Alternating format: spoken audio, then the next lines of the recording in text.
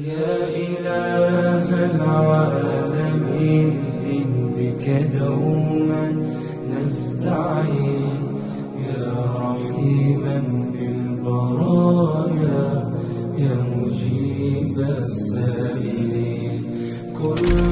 يوم الجمعة 13/10/2025 أجينا من فاعلي خير من فرنسا عن طريق أختنا حسناء، الله يحفظهم ويرفع قدرهم ويبارك فيهم، لإكرام أهلنا يعني في وسط قطاع غزة. نسأل الله العظيم رب العرش العظيم أن يرفع قدرهم في الدارين، وأن يبيض وجوههم ويطعمهم من ثمار الجنة. يعني هذا تقريبا نصف الإطعام للأيتام والباقي للناس الغلابة. بارك الله فيكم حفظكم ربي، نسأل الله يتقبل منكم، اللهم آمين، وصلى الله وسلم على سيدنا محمد. كل هم بك يجلى يا معين الصابرين، كل حزن بك يطوى يا ملاذ المرتجين.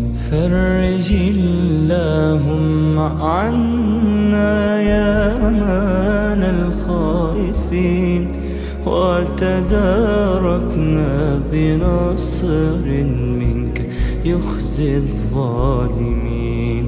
ربنا اشملنا بقول منك في الأخرى مبين، يا عبادي فادخلوها بسلام آمنين، بسلام آمنين. يا إله العالمين بك دوما نستعين، يا رب.